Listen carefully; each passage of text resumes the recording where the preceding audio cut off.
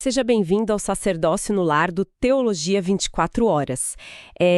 Para você que está chegando agora neste nosso encontro, é muito importante a gente definir bem o que é esse momento logo de cara. Com certeza, é a base de tudo, né? Exatamente. O Sacerdócio no Lar é o culto familiar do Teologia 24 Horas, um encontro semanal simples e participativo dentro de casa, com louvor, oração e palavra aplicada para fortalecer a comunhão, discipular a família e manter Cristo no centro, gerando unidade, direção e maturidade espiritual no lar.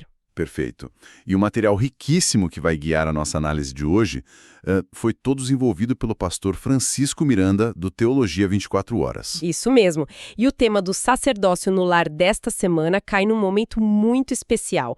A mulher sábia que edifica o lar. Um tema muito forte. Nossa, sim. E aproveitando esse clima do 8 de março, Dia Internacional da Mulher, a nossa proposta aqui nesse mergulho vai muito além de apenas celebrar a força feminina daquela forma genérica que a gente costuma ver. Pois é. O material ele foca cirurgicamente na missão espiritual dessa mulher dentro de casa.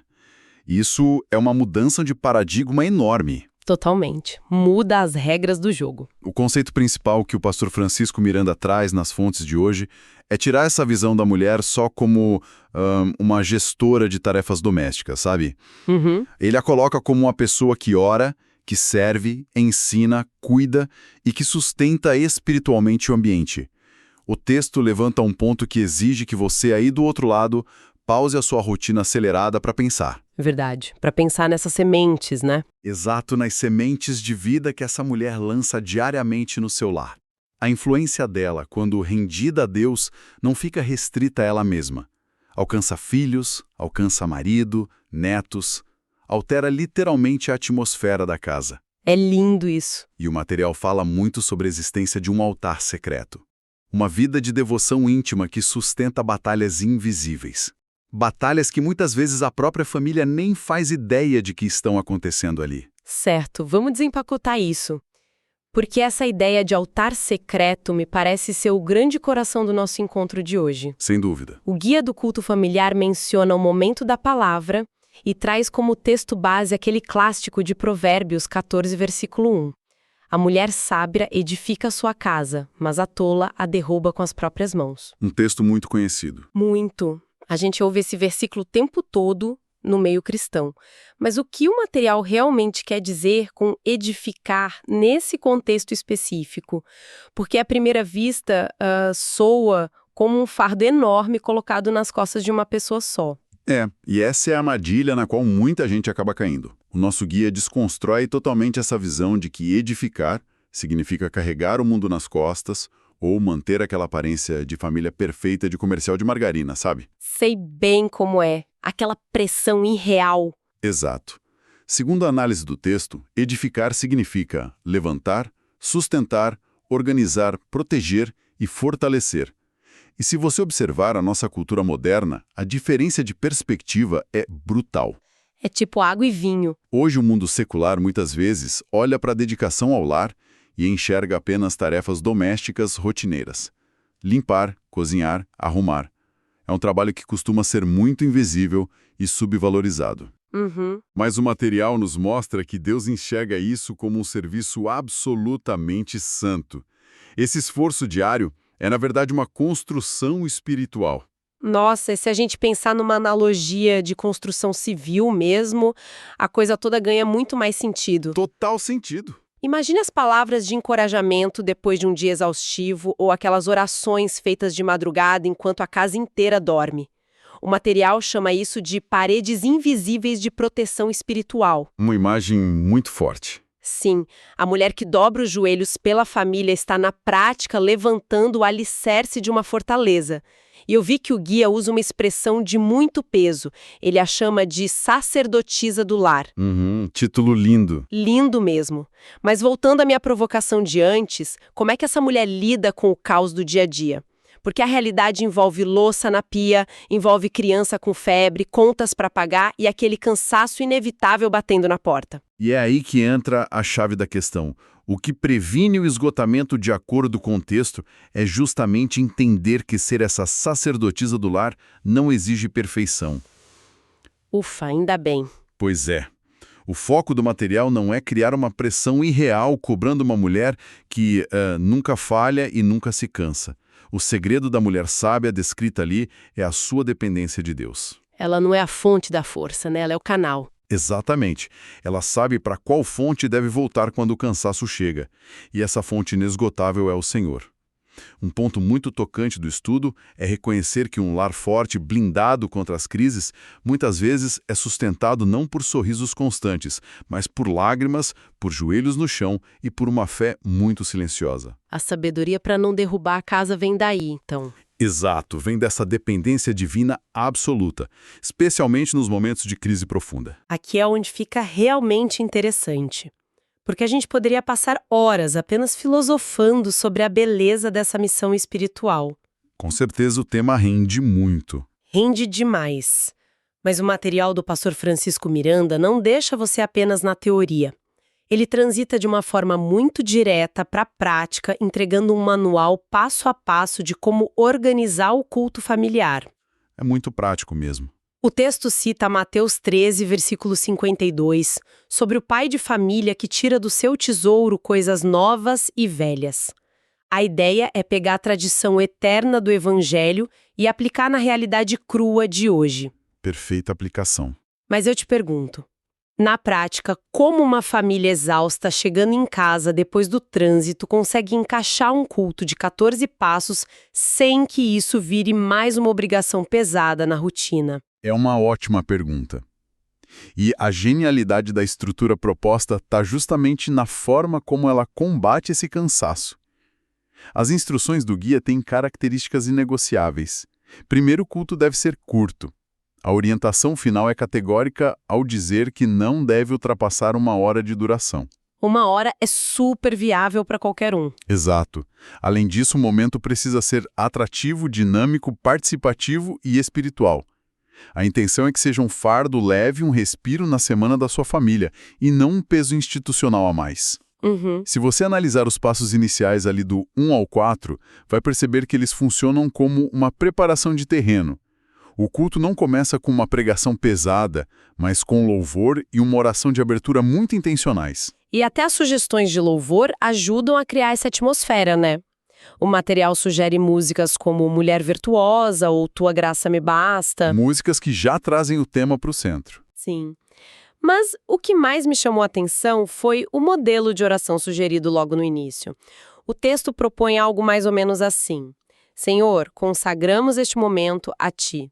Obrigado pelas mulheres que o Senhor levantou em nossa família. Fortalece, consola, renova e honra cada uma delas. Forte demais. Muito poderoso começar assim. Você já calibra a mente de todo mundo ali na sala, lembrando que a força daquela mulher não vem do esforço humano dela, mas da graça de Deus que a sustenta todos os dias. E logo após essa oração inicial, o guia introduz o passo 4, que é o quebra-gelo.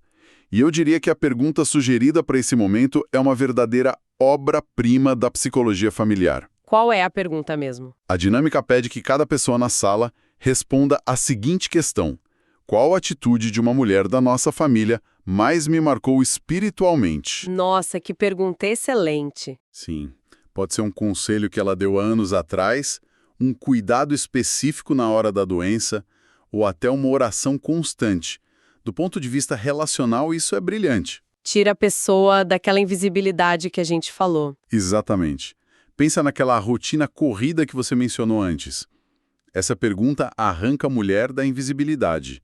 De repente, o foco da família se volta para verbalizar o impacto daquelas pequenas ações diárias que normalmente passariam totalmente despercebidas. É a criação de um momento ali estruturado para dizer aquele muito obrigado ou eu vejo o que você faz.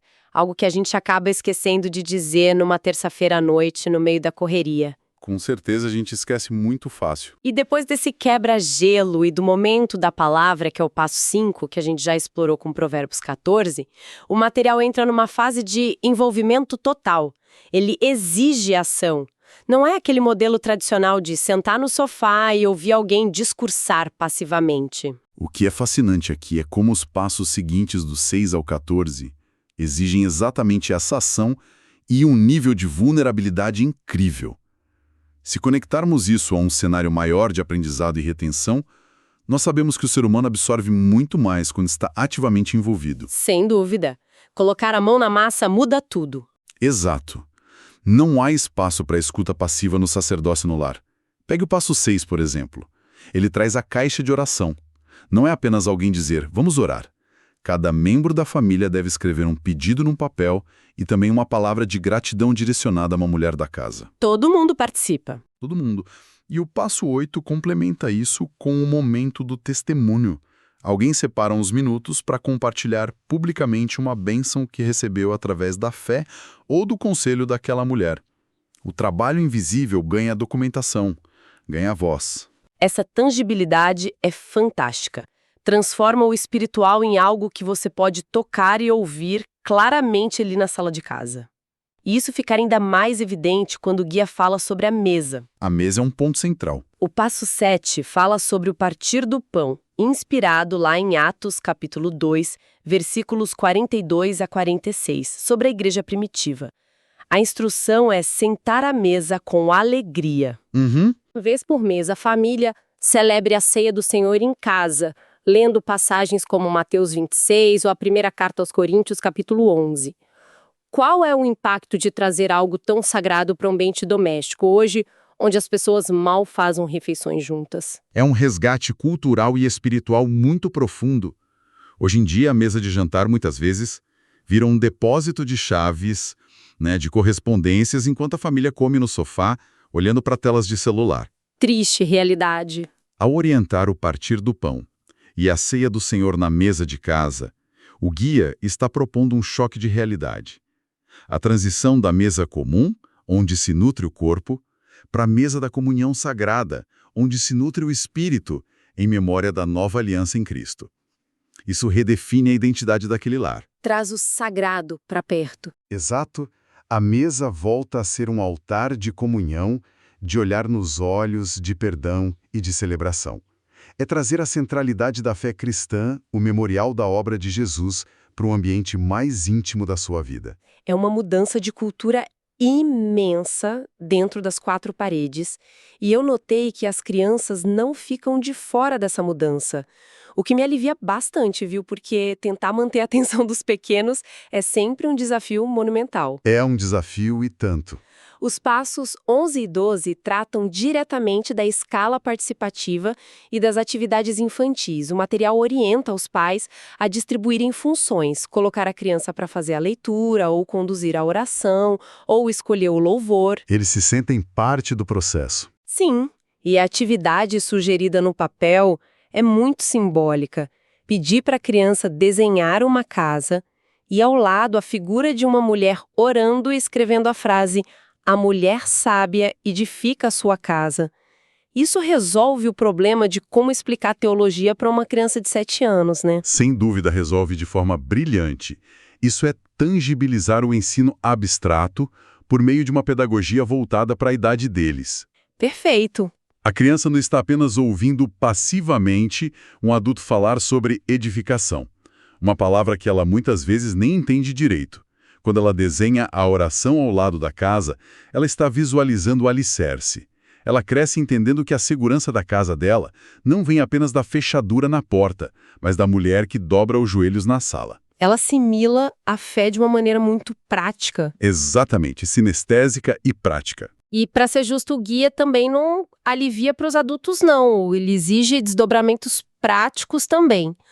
O passo 9 introduz o desafio da semana, onde cada membro assume o compromisso de fazer um gesto prático de honra a uma mulher do lar durante os dias seguintes. Ações concretas. Isso, pode ser assumir uma tarefa pesada, escrever um bilhete surpresa ou apenas reconhecer um esforço silencioso ali no dia a dia. E isso tudo culmina no passo 13, que é o mural da gratidão. Sensacional esse mural. A instrução é fixar frases curtas num lugar visível da casa, tipo na geladeira ou no corredor, com dizeres como "sou grato pela oração da mamãe" ou "Deus me abençoa através da minha esposa". Se você olhar de perto, vai perceber que toda essa estrutura do culto não foi desenhada para ser um evento isolado de uma hora.